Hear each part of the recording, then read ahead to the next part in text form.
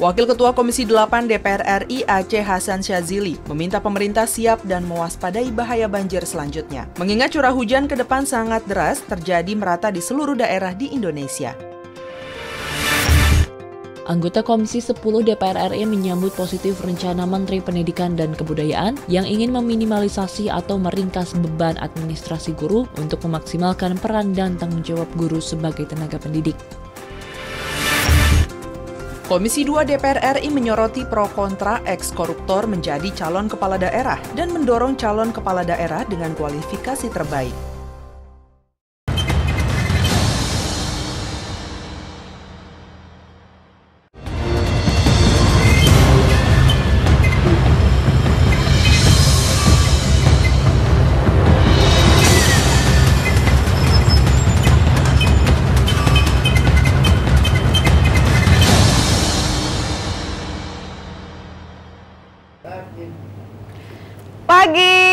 Selamat pagi pemirsa, apa kabar? Makin semangat kan? Walaupun kalau misalnya kita lihat cuaca pada pagi hari ini di kota Jakarta ya, itu agak sedikit bikin males bangun. Ya, males kerja, iya, mendung, dingin. Mau mandi juga soalnya dingin sekali kalau misalnya memang benar-benar menggunakan air yang tidak air hangat ya. Aduh, dingin banget soalnya. Tapi kalau misalnya memang di beberapa juga saudara kita di beberapa titik wilayah di Jakarta masih terkena ataupun masih menjadi korban dampak banjir yang terjadi sejak tanggal 1 Januari lalu. Prihatin sekali memang. Prihatin. Atau mungkin Anda di rumah masih bersih-bersih ya kan, membereskan sisa-sisa banjir kemarin. Tetap menjaga kesehatan karena dampak dari banjir ini yang pasti penyakit, terutama demam berdarah. Ini juga menghantui Anda juga. Tapi ya setidaknya juga kalau misalnya BMKG mengeluarkan statement ataupun misalnya juga memperkirakan bahwa 1 minggu ke depan, 1 pekan ke depan ini juga masih dalam cuaca ekstrim. Ekstrim masih itu ya. juga membuat sebuah kekhawatiran beberapa teman-teman ataupun saudara-saudara yang ingin melakukan misalnya perjalanan, dikarenakan juga ditakutkan ada beberapa hal yang tidak diinginkan terjadi. Salah satunya misalnya di Sulawesi Utara, Ketua BNPB Pak Doni Monardo kan mau naik helikopter melihat salah satu titik banjir, nggak bisa terbang, helikopternya bisa take off sebentar and then jatuh kembali. Untungnya tidak ada korban. Jadi artinya memang cuaca belum bisa bersahabat. Untuk itu kan kita sebagai masyarakat yang mungkin daerahnya memang rawan dengan bencana, baik itu hujan, banjir, ataupun longsor misalnya, tetap harus waspada. Karena BMKG juga sudah memberikan informasi bahwa cuaca masih ekstrim sampai pekan depan, bahkan mungkin lebih ya. Ya, waspada ya, karena setidaknya memang ini kita Indonesia lagi dilanda dengan kondisi tidak hanya hujan dan banjir, tapi juga angin yang sangat kencang. Iya. Jadi harus waspada. Di pagi hari ini kami akan berikan dulu 3 berita utama. Yang pertama terkait dengan DPR RI meminta pemerintah harus siap hadapi bencana banjir saat mengunjungi lokasi banjir di Kampung Pulau Jakarta Timur bersama Menteri Sosial Juliari Batubara. Aceh berharap kepada Badan Meteorologi, Klimatologi, dan Geofisika atau BMKG menyiapkan informasi yang akurat kepada masyarakat terkait curah hujan yang berpotensi menyebabkan banjir. Dan Aceh pun meminta Kementerian Sosial dan Dinas Sosial bekerja dengan pemerintah setempat untuk menyiapkan tempat pengungsi sejak dini sebelum terjadinya banjir. Berikut berita selengkapnya.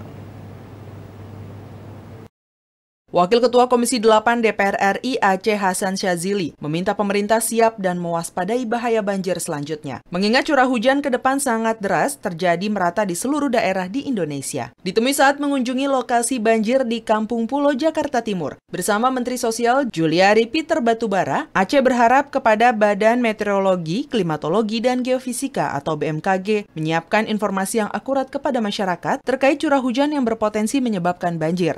Bukan hanya warga gitu yang kemudian tidak siap, tetapi pemerintah pun juga jangan sampai tidak siap untuk menghadapi informasi dari curah hujan yang begitu sangat besar sehingga menimbulkan bencana seperti yang sekarang ini terjadi. Jadi oleh karena itu kami Komisi 8 sebagai mitra kerja BNPB dan Kementerian Sosial ingin memastikan bahwa proses menyelamatkan warga, memberikan pelayanan yang terbaik bagi para pengungsi dan terdampak korban itu bisa dilakukan dengan sebaik-baiknya. Wakil Ketua Komisi 8 DPR RI Marwanda Sopang menyampaikan pemerintah perlu memberikan edukasi kepada masyarakat bahwa berada dalam rumah yang sedang dilanda banjir sangat berbahaya dan jalan satu-satunya harus mengungsi. Untuk itu Marwan berharap pemerintah melakukan pelayanan cepat tanggap agar kebutuhan masyarakat korban banjir terpenuhi dengan baik. Antisipasi itu bagian dari upaya kita mengurangi korban. Maka bila informasi yang kita miliki secepat mungkin bisa disampaikan ke masyarakat.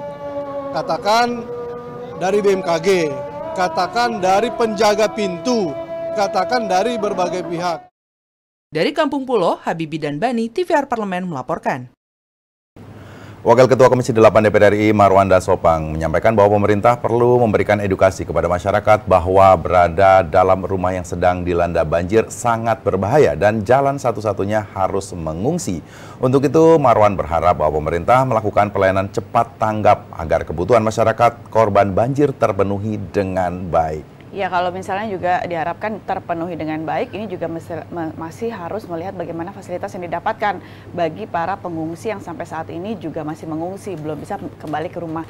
Walaupun mungkin saja Kampung Pulo juga menjadi salah satu daerah yang selalu terkena banjir atau dilanda banjir setiap tahunnya dengan curah hujan yang tidak begitu besar saja. Keramat Pulau Jakarta Timur ini bisa saja tergenang untuk masalah banjir. Bagaimana dengan kondisi tanggal 31 Desember lalu ini hujannya sangat lebat. Jadi memang salah satu wilayah yang terkena banjirnya atau akibat banjirnya ini sangat tinggi. Jadi sulit untuk balik ke rumah masih sampai saat ini. Ya, kemudian di berita kedua terkait dengan beban administrasi guru perlu dikurangi. Anggota Komisi 10 DPR RI Ferdiansah menyampaikan dengan dukungan dari Komisi 10 DPR untuk meringkas beban administrasi guru. Mendikbud harus bisa menjelaskan dan mensosialisasikan bagian yang akan diringkas. Berikut berita selengkapnya. Anggota Komisi 10 DPR RI menyambut positif rencana Menteri Pendidikan dan Kebudayaan yang ingin meminimalisasi atau meringkas beban administrasi guru untuk memaksimalkan peran dan tanggung jawab guru sebagai tenaga pendidik. Ditemui di Gedung Nusantara 1 DPR RI Jakarta, Ferdiansyah menyampaikan dengan dukungan dari Komisi 10 DPR untuk meringkas beban administrasi guru, Mendikbud harus bisa menjelaskan dan mensosialisasikan bagian yang akan diringkas. Beban guru seharusnya hanya berkaitan dengan kegiatan belajar mengajar termasuk output yang dihasilkan. Perjelas ya kan beban administrasi seperti apa yang memang selama ini menjadi beban guru dalam rangka baik itu penyiapan proses belajar mengajar maupun dalam rangka mempertanggungjawabkan dari hasil proses belajar mengajar. Yang itu yang harus diklarifikasi dulu sehingga nanti ketika itu diimplementasikan itu benar-benar bisa membuat beban guru terhadap administrasi itu memang dirasakan. Anggota Komisi 10 DPR RI Ferdiansyah juga meminta Mendikbud membuat sistem yang jelas terhadap rencana pengurangan atau peringkasan beban administrasi guru, seperti presentase beban administrasi dan jangka waktu yang terpakai tanpa mengganggu waktu belajar mengajar. Jadi dengan kata lain dari Kementerian Pendidikan dan Kebudayaan harus membuat format pembebanan. Berapa persen dari 8 jam kerja per hari itu mengenai administrasi katakanlah 15%, kemudian mengamati kemajuan peserta didik sekian persen, nah itu harus diformat. Nadia dan Kristio, TVR Parlemen melaporkan.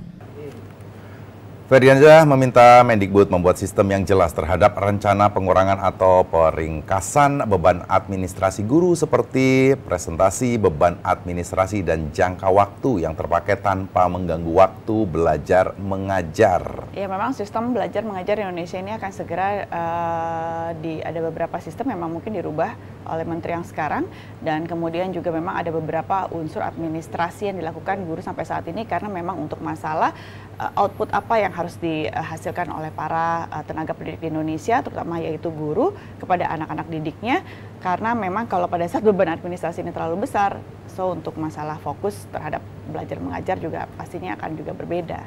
Ya, jadi guru sudah tidak akan dibebankan lagi sama administrasi yang banyak itu ya. Rencananya seperti itu.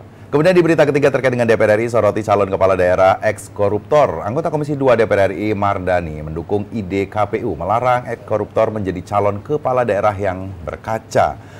pada tertangkapnya kembali Bupati Kudus. Meskipun setiap individu berhak untuk menjadi calon kepala daerah, namun Mardani menilai bahwa hak publik harus tetap menjadi prioritas. Oleh karena itu, Mardani mendorong syarat calon kepala daerah untuk diperketat.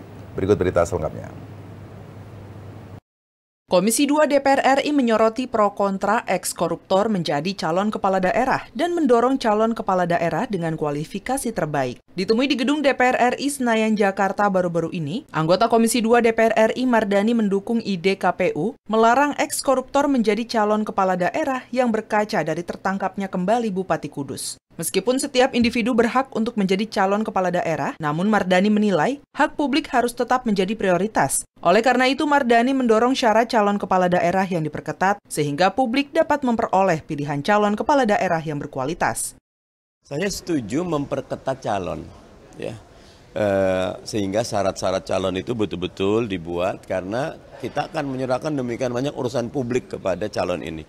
Yang kedua, menurunkan threshold. Dari dulu saya punya teori thresholdnya diturunkan, ambang batasnya diturunkan dari 20 ke 7. Kalau gitu ada kompetisi yang ketat, kalau misalnya cuma 2-3 Anggota Komisi 2 DPR RI Sodik Mujahid menilai eks-koruptor berhak untuk mencalonkan diri menjadi calon kepala daerah karena yang bersangkutan telah menjalani hukuman. Namun Sodik mendorong seluruh pihak untuk memilih kandidat calon kepala daerah dengan kualifikasi terbaik dan sesuai dengan aturan KPU.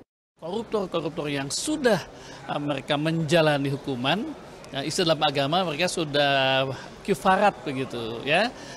Maka dengan pendekatan hukum maka mereka sebetulnya sudah berhak lagi. Ya, itu adalah prinsip dasarnya. Koruptor yang sudah mendapatkan keputusan, sudah menjalani hukuman, boleh diberi ruang waktu beberapa tahun, tapi dia harus kembali kepada hak dasarnya, bahwa dia sudah boleh memilih lagi. Helmi dan Kristio, TVR Parlemen melaporkan. Anggota Komisi 2 DPR RI Sodik Mujahid menilai bahwa eks-koruptor berhak untuk mencalonkan diri menjadi calon kepala daerah karena yang bersangkutan telah menjalani hukumannya. Namun, Sodik juga mendorong seluruh pihak untuk memilih kandidat calon kepala daerah dengan kualifikasi terbaik dan sesuai dengan aturan KPU. Ya, semoga untuk Pilkada serentak tahun 2020 ini juga tidak terjadi lagi beberapa hal yang tidak kita inginkan. Misalnya saja untuk masalah pemimpin ataupun misalnya kepala daerah ke depannya ini jauh lebih baik, tidak menjadi momok masyarakat yang ditakutkan ataupun dikhawatirkan menjadi koruptor yang baru. Pemirsa, 3 informasi sudah mengawali Suara Parlemen edisi pada pagi hari ini. Kami jeda terlebih dahulu ya, karena kami akan hadir ke depan Anda dengan beberapa surat kabar yang terbit pada pagi hari ini. Jangan kemana-mana, masih bersama kami tentunya di Suara Parlemen.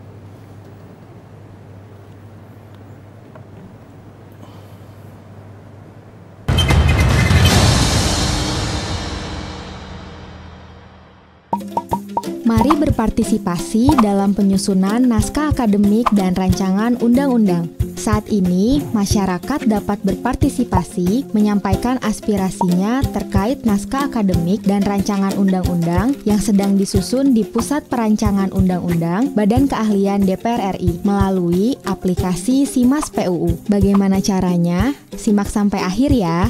Pertama, silakan mengakses website Pusat Perancangan Undang-Undang Badan Keahlian DPR RI. Kemudian, klik menu aplikasi SIMAS PUU, lalu pilih naskah akademik atau rancangan undang-undang. Setelah muncul daftar naskah akademik atau rancangan undang-undang, silakan klik kolom detail, kemudian isi data diri Anda pada kolom kuesioner dan berikan pendapat Anda pada kolom jawaban yang telah tersedia. Kemudian, Anda dapat mengunggah data pendukung pada kolom upload dokumen sebagai penunjang pendapat Anda.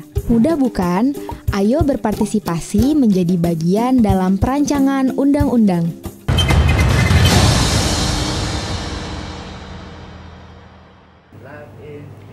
Pada pagi hari ini tentunya juga kami pilihkan beberapa headline surat kabar yang akan penting untuk juga Anda simak pemirsa, dan apa saja yang akan kami hadirkan tentunya kami akan langsung bacakan ke hadapan Anda. Kami masuk dalam headline surat kabar.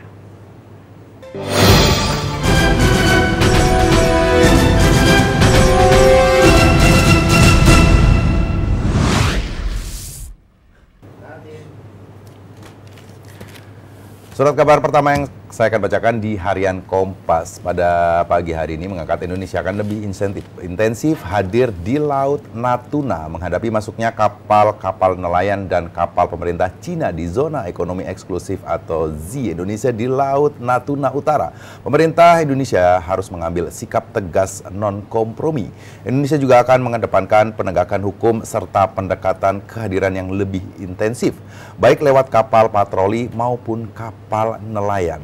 Kayaknya sepertinya memang untuk bicara masalah secara globalnya ini banyak sekali konflik yang terjadi masuk pada awal tahun 2020. Belum lagi bicara masalah takutnya ada perang dunia ketiga, lagi-lagi juga ini berkaitan dengan kondisi Laut Natuna saat ini. Ya masih ramai aja ya, semakin berita-berita diangkat di beberapa surat kabar pada hari ini. Masalah Natuna juga masih mencuat ya. Masih hit masih topiknya ya. Kemudian di koran Tempo pada pagi hari ini mengangkat tema gugat. Kalangan pegiat lingkungan hidup dan praktisi hukum mendorong korban banjir di Jabodetabek mengajukan gugatan bersama atau class action terhadap pemerintah. Indikasi kelalaian dan sikap saling lempar tanggung jawab pemerintah pusat dan daerah menjadi dasar gugatan. Gugat-menggugat juga bukan berarti jalan keluar untuk bisa menyelesaikan masalah banjir yang terjadi saat ini. Baik itu mungkin di daerah seputar Banten, Jawa Barat, begitupun juga di Jabodetabek. Tapi yang harus dilakukan sekarang adalah pemerintah harus cepat dan sigap untuk menyelesaikan segala macam yang berkaitan dengan kondisi ataupun misalnya bencana banjir yang terjadi di beberapa hari terakhir ini. Ya akhirnya mungkin masyarakat kalau lihat mungkin capek kali ya, mungkin diinisiasi untuk bisa menggugat pemerintah. Kalau kita lihat kan banyak sekali para pejabat publik, masyarakat ataupun yang menjadi gubernur, presiden, menteri saling lempar tanggung jawab. Ini menjadikan masyarakat pusing. Sebenarnya siapa sih sebenarnya yang bertanggung jawab? Ya, harusnya cepat, gerakan cepat dan tanggap ini yang memang masyarakat butuhkan. Karena kan biar bagaimanapun masyarakat tidak bisa didiamkan saja.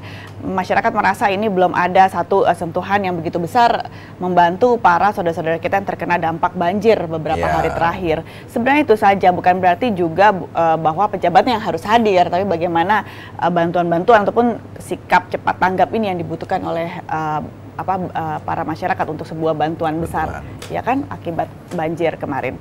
Pemirsa, memang detailnya nanti sudah ada di koran Tempo, begitupun juga di Harian Kompas. Silakan Anda membacanya lebih detail di sana, dan kami akan jeda kembali karena kami akan siapkan satu tema menarik untuk Anda. Jangan kemana-mana, masih bersama kami tentunya di Suara Parlemen.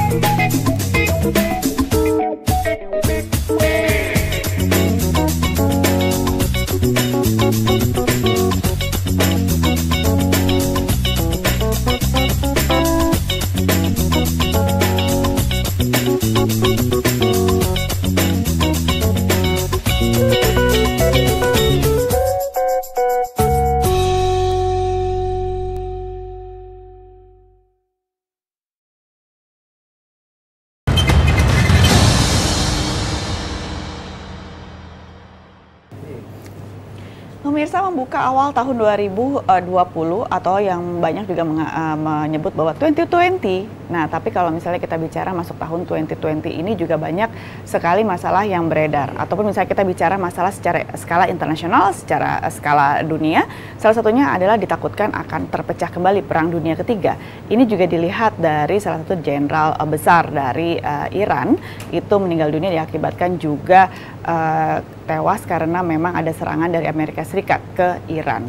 Dan akhirnya juga ini sempat memanas karena setidaknya juga pasti dari Iran ataupun Irak akan melakukan serangan balasan kepada Amerika Serikat, dan juga Amerika Serikat sudah memberikan ultimatum yang cukup keras kepada Iran dan Irak apabila melakukan serangan balik. Nah, tapi kita nggak tahu sekarang bagaimana harus bersikap, karena kalau misalnya kita lihat juga efek ataupun dampak yang terjadi yang berpengaruh terhadap Indonesia kalau atau apabila Perang Dunia Ketiga ini terjadi. ujung-ujungnya memang balik lagi. Kalau misalnya udah diharapkan harga minyak mentah dunia ini diharapkan stabil di tahun ini, tapi kalau misalnya perang dunia ketiga terjadi, ini akan berbalik arah jadinya. Ya, di awal tahun 2020 seolah sesuatu yang kurang enak didengar ya berita-beritanya. Di saat dengan kondisi korban banjir yang begitu banyak atau bencana banjir juga banyak terjadi di beberapa daerah di Indonesia. Terus yang kedua juga semakin memanasnya konflik di Laut Natuna misalnya. Bagaimana klaim Cina terhadap Laut Natuna. Begitu pula dengan konflik antara Amerika dengan Iran dan juga Irak. Ini juga mengkhawatirkan bagaimana kondisi di Indonesia. Apakah ini berpengaruh besar terhadap ekonomi di Indonesia terutama ataupun stabilisasi politik juga sosial di Indonesia terkait dengan konflik yang banyak gitu ya. Secara global tentunya juga kami akan bahas di pagi hari ini pemirsa di hadapan Anda, dan setelah ini kami akan berikan dulu informasi lengkapnya karena kami juga akan menghadirkan narasumber pada pagi hari ini. Informasi lengkapnya akan kami berikan dalam tajuk Suara Parlemen berikut ini.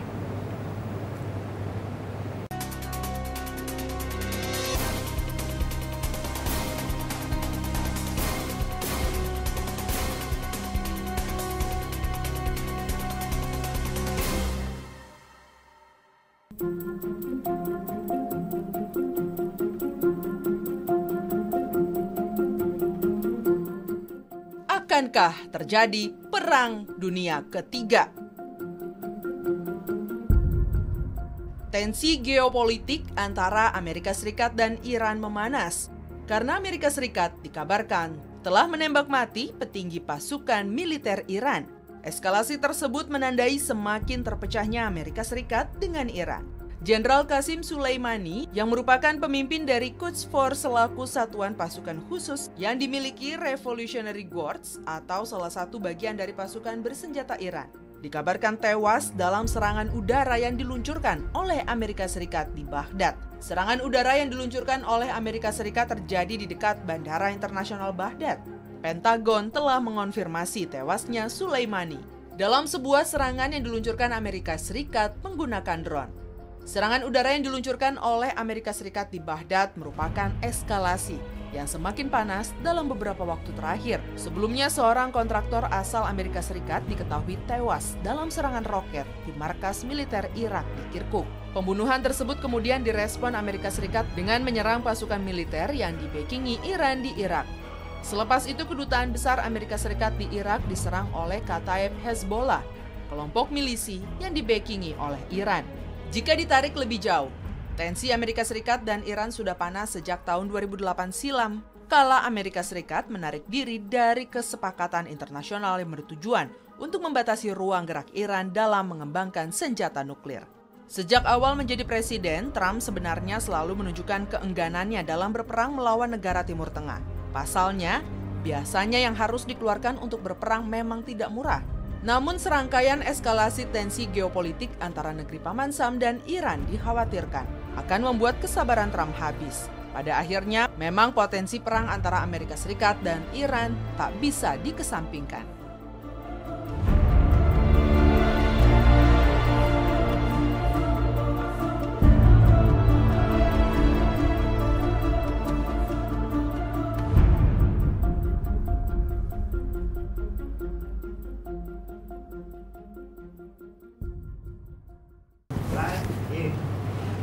Informasi lengkap mengenai tema pada pagi hari ini sudah kami tayangkan barusan pemirsa, dan kami akan langsung masuk pada segmen dialog pada pagi hari ini. Sudah hadir bersama kami di sini anggota Komisi 6 DPR RI dari fraksi Partai Demokrat daerah pemilihan Jawa Barat 8. Beliau adalah Bapak Herman Heron yang sudah akan kami ajak berbincang-bincang mengenai tema pada pagi hari ini. Kira-kira perang dunia ketiga nggak? Banyak sekali persoalan kalau hadirkan Pak Herman ini udah tepat ya. Jadi bagaimana kita melihat bagaimana konflik Timur Tengah, bagaimana Laut Natuna, terus kalau kita bicara masalah Komisi 6 nih, bagaimana juga kemarin harga BBM juga sempat turun, benar nggak sih sewajarnya itu? Saya akan mau tanyakan Pak. Betul, selamat pagi Pak Herman, apa kabar? Pagi. Assalamualaikum. Waalaikumsalam warahmatullahi wabarakatuh. Sehat-sehat ya? Alhamdulillah, selamat tahun baru. Sama-sama, Happy New Year. Tahun baru, tahun 2020, tapi banyak masalah sepertinya secara global kita melihatnya terlebih dahulu. Angka bagus tapi banyak masalah. Iya, betul, angka bagus tapi banyak masalah. Ditakutkan juga malah perang dunia ketiga kalau dikaitkan dengan konflik yang terjadi antara Amerika dan Iran yang berdampak kepada nantinya juga ujung-ujungnya harga minyak dunia. Apakah itu benar kira-kira? Ya, setiap persoalan dunia yang terkait baik secara langsung maupun tidak langsung dengan hajat hidup masyarakat Indonesia ini akan sangat berdampak ya. Dan Timur Tengah tentu menguasai sebagian besar pasokan crude oil ke dunia, dan kalau kemudian bahwa konfliknya ada di sumbernya, ya pasti akan sangat berpengaruh terhadap harga. Nah, harga yang berlaku di internasional itu juga akan sangat berpengaruh terhadap ekonomi dalam negeri, terhadap BBM di dalam negeri. Karena apa? Karena Indonesia saat ini sebagian besar masih impor ya. Kita kebutuhan BBM itu 1,6 juta barrel per hari. Kemudian dipenuhi oleh kebutuhan lokal itu kan lifting kita itu kan di antara kurang lebih 800 lah ya. Kalau 800 crude oil mungkin sampai 600.000 ton gitu ya. Sehingga kalau 1,6 juta berarti kita masih impor untuk konsumsi BBM 1 juta barrel per hari. Bayangkan kalau kemudian resourcesnya itu bermasalah dan menimbulkan harga di dunia karena pasokan semakin sedikit, konflik antara Amerika, Iran, dan bahkan Irak ya, karena ini kan terjadi lokusnya kan di Irak ya, dan Irak dengan Iran sekarang relatif lebih seirama gitu. Dan ini yang kemudian akan menimbulkan spekulasi kepada apa? Kepada sektor migas gitu ya. Nah, kalau kemudian konflik ini akan berkepanjangan, bahkan Iran sudah menaikkan bendera merah, itu pertanda katanya, pertanda bahwa Iran akan melakukan pembalasan terhadap pembunuhan Jenderal Qasim gitu ya. Nah, ini juga yang kemudian dikhawatirkan dan kita harus antisipasi dengan situasi ini. Dan bukan barang mudah kalau sudah situasi dunia mempengaruhi terhadap situasi ekonomi kita, tentu way out-nya apa harus dipersiapkan dari sekarang. Bukan karena kemudian 5 Januari kemarin BBM turun ya, Pertamina menurunkan. Karena di Indonesia itu berlaku 2 jenis harga. Harga terhadap BBM khusus dan harga untuk BBM umum. Harga BBM khusus itu ditetapkan harganya oleh pemerintah dan disubsidi. Kalaupun tidak disubsidi, ini kemudian dibebankan kepada korporasi. Contoh kan subsidi BBM mulai tahun 2015 itu kan diturunkan. Gitu. Saya kan gini-gini juga mantan pimpinan Komisi 7 gitu ya. Gitu ya. Kemudian pada sisi lain volumenya tidak berkurang. Karena konsekuensi volume tetap semestinya subsidi tetap seperti tahun sebelumnya. Apalagi 2015 ke 2019 sekarang ini itu kan terjadi kenaikan harga minyak dunia dari mulai 50 US dollar per barrel, kemudian naik sekarang kurang lebih di 70 US dollar per barrel. Untuk Brent itu 70 ya, dan untuk light itu di angka 65 ya, kurang lebih di antara 70 US dollar per barrel. Nah, kalau situasi harga minyak seperti ini, kemudian harga khusus volumenya tidak dikurangi, tetap dipatok untuk premium dan biosolar, dan subsidinya juga tetap, maka akan membebani Pertamina sebagai institusi yang ditugaskan, kebetulan di bawah komisi kami gitu ya. Dan situasi inilah yang tentu memperberat terhadap korporasi. Situasi existing seperti ini. Yang kedua, harga umum. Harga umum itu ditentukan oleh formula yang ditetapkan oleh Pertamina. Kalau Pertamina menetapkan harga, pasti retail lainnya di BBM juga menyesuaikan. Ya, ada Total, ada Shell, macam-macam lah ya. Itu akan menyesuaikan terhadap harga Pertamina. Sehingga harga Pertamina ketika tanggal 5 Februari turun antara 600 sampai 700 rupiah per liter, maka yang lain pun ikut turun gitu. Tetapi nanti kalau kemudian Pertamina akan menaikkan harga, ini juga akan naik kembali. Evaluasi terhadap harga khusus yang ditugaskan kepada Pertamina yang disebut dengan harga subsidi, baik untuk premium maupun biosolar, itu ditetapkan oleh pemerintah. Tetap dalam 1 tahun, dalam APBN ditetapkannya harganya, dan volume dan harga. Kecuali kemudian jika ini menyebabkan konsekuensi terhadap tanggung jawab yang diberikan oleh pemerintah untuk dibayarkan oleh korporasi, menjadi beban Pertamina. Nah, harga umum ini dievaluasi setiap bulan. Jadi pada setiap akhir bulan dievaluasi, sehingga kemudian bisa jadi pada setiap awal bulan ini harga umum ini akan turun atau akan naik. Yang mana yang harga umum? Yang pertama Pertamina Dex, ya, Pertamax Turbo, Dex Lite, itu adalah yang harga-harga umum yang setiap saat dalam setiap awal bulan itu bisa naik atau bisa turun, tergantung evaluasi yang dipengaruhi oleh harga internasional, harga crude oil internasional, dan Indonesia mengacu kepada MOPS, ya. MOPS itu harga yang ditetapkan di Singapura. Rata-rata harga yang ditetapkan di Singapura itu yang menjadi patokan harga perhitungan formulanya Pertamina. Plus dengan, jangan salah, plus dengan bagaimana kenaikan penurunan penguatan atau pelemahan rupiah. Kalau rupiahnya semakin menguat, harga crude oil internasionalnya tetap atau MOPS, ya, patokan perhitungan formula, ya berarti bisa turun. Tapi kalau kemudian harga internasional naik, bahkan kemudian nilai tukar rupiahnya melemah, pasti harga umum ini akan naik. Kalau harga internasional turun, tapi nilai tukar rupiahnya naik, ini harganya akan tetap. Jadi kalau kenaikan penurunan itu bukan ditetapkan atau ditentukan oleh seseorang, bukan, tapi oleh formula yang sudah disepakati di komisi teknis, yaitu di komisi 7, Menteri bersama Pertamina dan DPR, itu ditetapkan.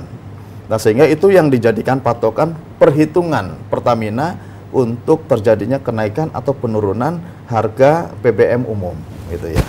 Nah, bagaimana kaitannya dengan situasi Timur Tengah yang sebetulnya dimulai terjadinya Arab Spring dulu, ini menjadi naik dari 50 menjadi 70. Ingat dulu di era Pak SBY bukan lagi di tingkat 70 US dollar per barrel, tapi pernah naik menjadi 139 US dollar per barrel.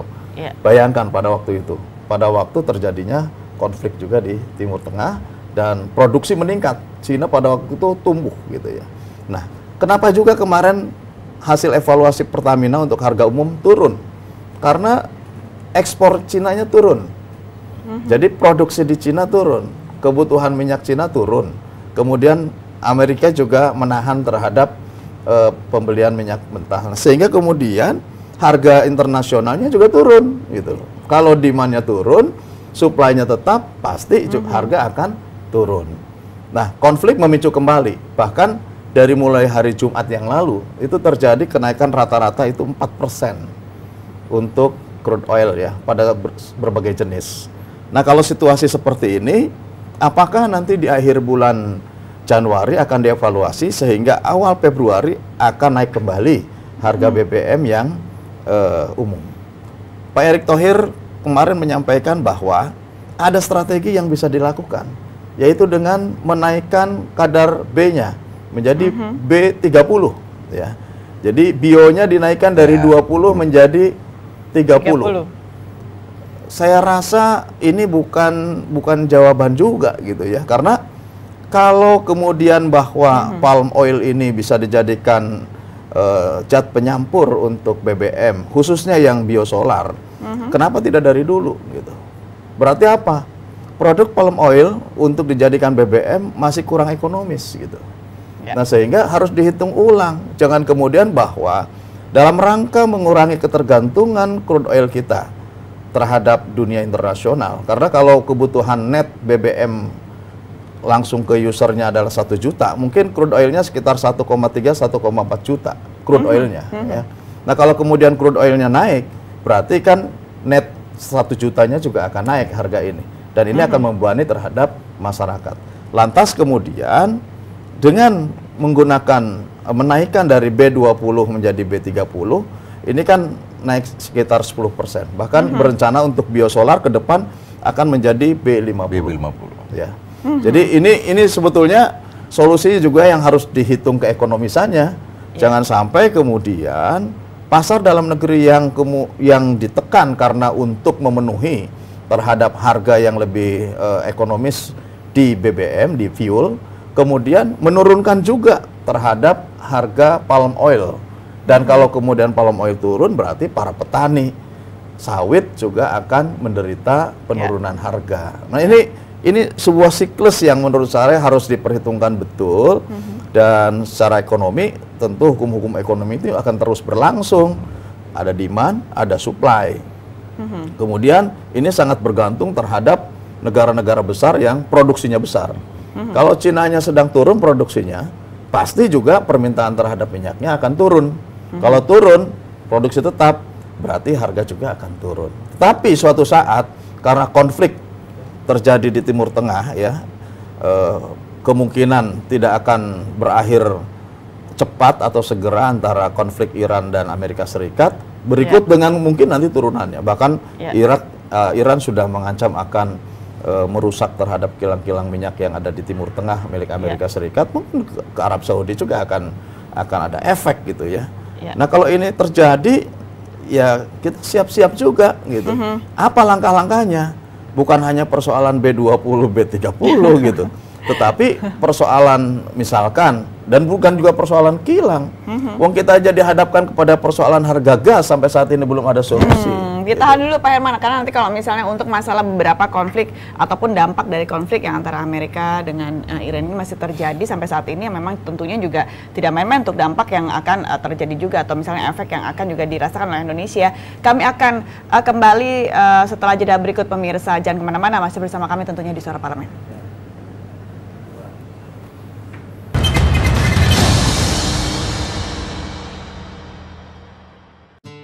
Mari lapor LHK-ASN. Video ini akan memandu Anda untuk menyampaikan LHK-ASN melalui aplikasi Siharka. Sebelum memulai, ada baiknya Anda menyiapkan dokumen-dokumen berikut. Silakan mengakses siharka.menpan.go.id untuk membuka aplikasi Siharka. Lalu, login dengan username dan password Anda. Lengkapi profil dan ubah password Anda dan pastikan data yang Anda masukkan telah sesuai. Lengkapi data keluarga Anda seperti suami atau istri dan anak. Saatnya mengisi daftar kekayaan.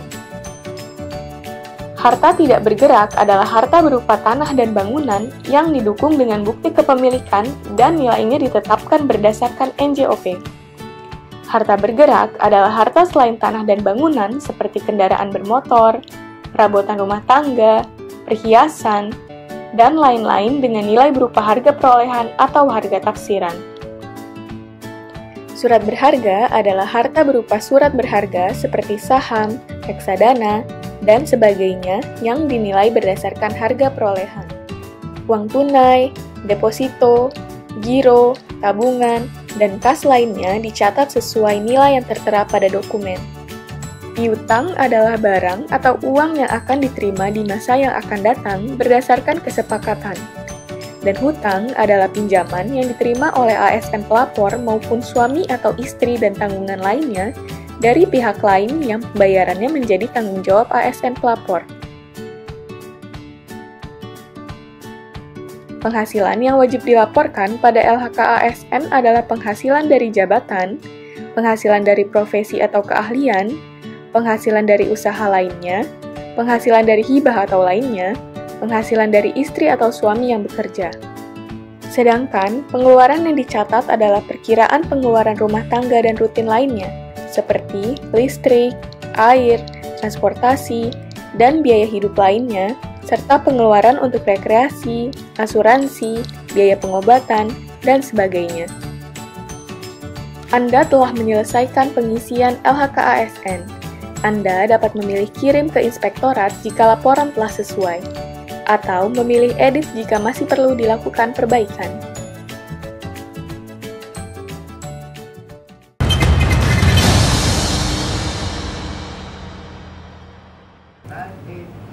Ada masih bersama kami di Suara Parlemen, masih bersama Pak Herman Hairon. Pak Herman Hairon, agak sedikit miris juga kalau dengar misalnya dengan konflik Timur Tengah adanya kekhawatiran, bahkan perang dunia mengancam juga. Tapi misalnya tadi pemerintah juga Pak Herman mengatakan bahwa Solusinya kok hanya misalnya salah satunya misalnya hanya memberikan solusi B20 naik ke B30 misalnya atau konversi. Nah, ada lagi nggak sih solusi-solusi lain? Misalnya apakah misalnya dengan kondisi di Timur Tengah ini merembet ke Indonesia hanya dengan menyelesaikan seperti itu? Ya, mau tidak mau sebetulnya semangat dan spirit kita dikembalikan kepada semangat spirit yang telah lama terus kita bangun, yaitu bagaimana mewujudkan kedaulatan energi, kedaulatan pangan dan energi yang sejak zaman kemerdekaannya negara ini terus kita kobarkan semangat itu. Zaman Orde Baru dikobarkan, zaman reformasi dikobarkan. Rasa-rasanya sekarang yang namanya kedaulatan pangan dan energi agak sayup-sayup terdengarnya. Jadi kenapa ini terjadi? Menurut saya mungkin ada disorientasi ya terhadap sektor lain yang ini dianggap menjadi sebuah kekuatan besar untuk membangun perekonomian negara, yaitu infrastruktur. Nah, kalau melihat situasi ini semestinya kita back to basic saja, bahwa contoh ya, dulu ada yang namanya kredit ketahanan pangan dan energi, sekarang sudah tidak ada lagi. Bahkan ketika kemudian kita mendorong sekuat-kuatnya untuk terwujudnya energi baru terbarukan, kayaknya sih agak lembek-lembek nih terakhir ini, gitu loh. Bahkan dulu yang namanya mikrohidro ya sebagai konversi terhadap kebutuhan listrik masyarakat digalakkan, ini juga mulai melemah. Jadi kalau melihat kepada kesejarahannya Indonesia, dulu kita pernah menjadi eksportir, tetapi sekarang menjadi net importir. Semestinya pada waktu terjadi penurunan ya, pada waktu decreasing gitu ya, dan kemudian apa yang kita bisa menaikkan situasi ini dibangun dari awal. Kalau kemudian bahwa energi baru terbarukan menjadi solusi, ya semestinya ya dibangun dari mana tahapannya. Contoh, dulu kita menggunakan minyak tanah. Dan minyak tanah karena terlalu membebani. Ini minyak tanah ini kan produk terbaik gitu ya.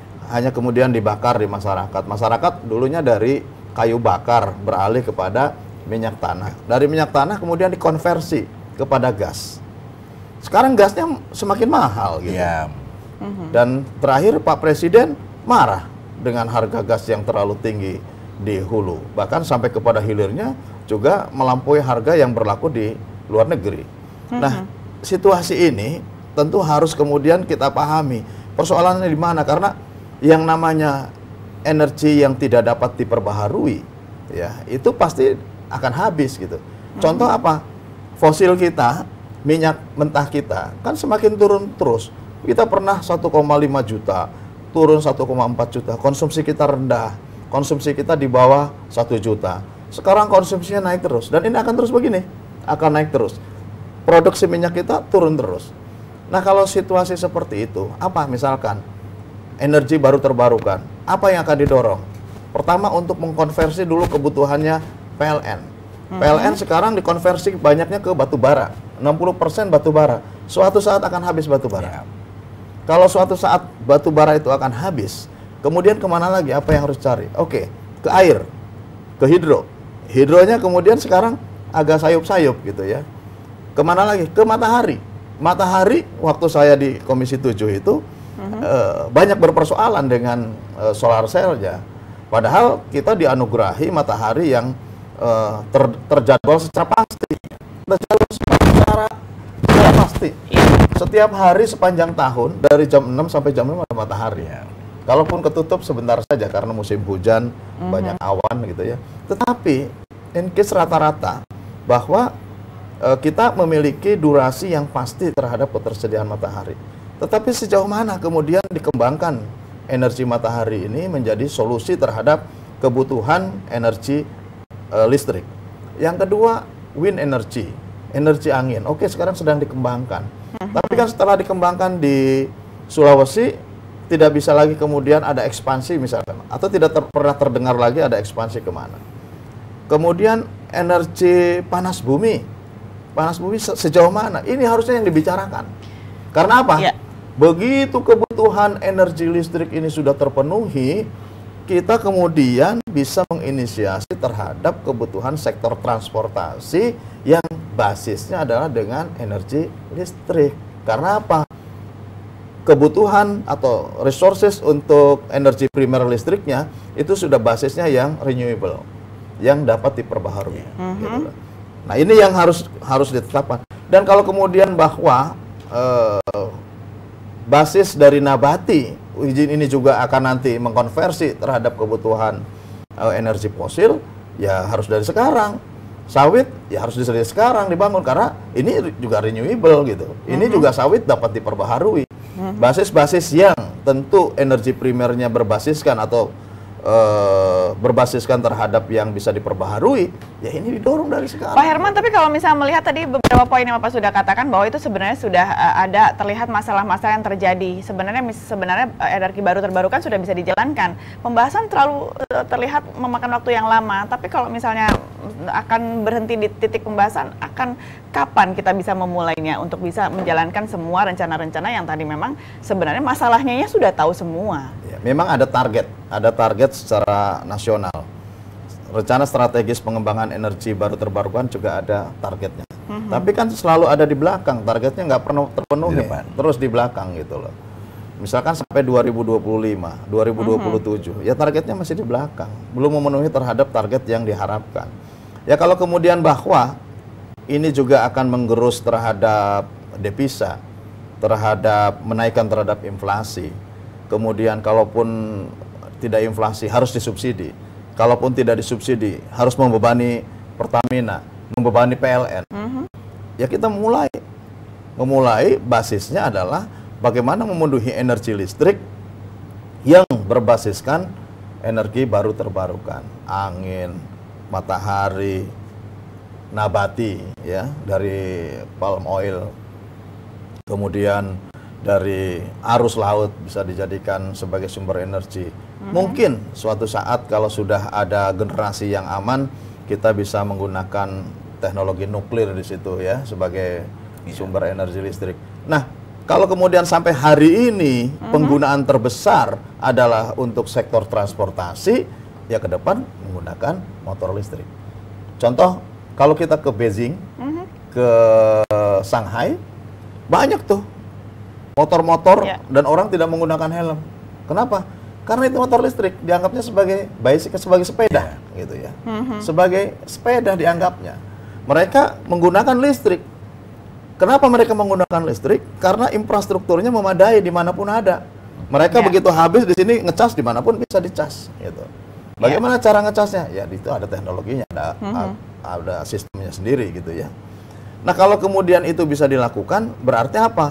Kita bisa melakukan diversifikasi ketergantungan dari BBM yang berbasiskan terhadap fosil beralih kepada energi listrik. Energi listrik yang basis energi primernya adalah dari renewable energy, dari energi baru terbarukan. Nah kalau siklus ini kemudian dibangun secara konsisten, ya saya tidak menafikan bahwa Pak Jokowi juga semangat untuk membangun ini. Tapi targetnya masih di belakang. Tapi realitasnya ini yang tentu semakin tertinggal jauh dengan target. Nah kalau kemudian listriknya sudah terbangun, kemudian sektor transportasinya menggunakan listrik, keretanya sudah listrik semua, tidak lagi ada kereta yang menggunakan lokomotif diesel gitu ya. Kemudian di rumah tangga orang sudah pakai gas, tidak lagi pakai minyak-minyakan gitu. Ya berarti apa? Kita bisa menurunkan konsumsi karena dengan diversifikasi terhadap renewable energy kita bisa melakukan diversifikasi. Pada sisi lain harga minyak saya kira ini bisa kita tekan. Tapi masih jauh dong ya Pak, kalau misalnya targetnya juga masih di belakang. Ya, memang agak mudah kalau untuk dibicarakan. Dilakukan barangkali banyak kendala-kendala teknis ya karena APBN kita kan 2080 triliun gitu ya. Kemudian terbagi untuk berbagai, apalagi sekarang ada fokus untuk membangun infrastruktur. Tapi dengan membangun infrastruktur itu juga mempercepat terhadap peningkatan BBM. Gitu. Nah, kenapa juga tidak tumbuh penggunaan motor atau mobil listrik di Indonesia? Karena juga infrastrukturnya belum ada. Kalau saya punya sepeda listrik gitu ya. Ya, motor listrik saya punya.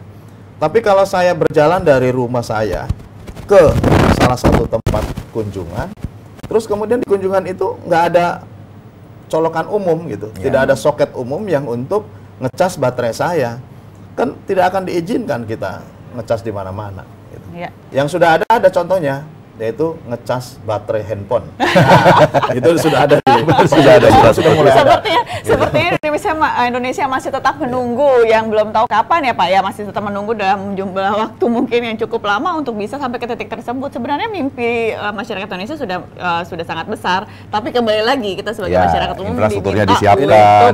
Kewaspadaan ini penting ya, karena kalau dalam pemicu pertama saja sudah naik 4%, kenaikan rata-rata harga minyak dunia, ini akan terus naik gitu ya.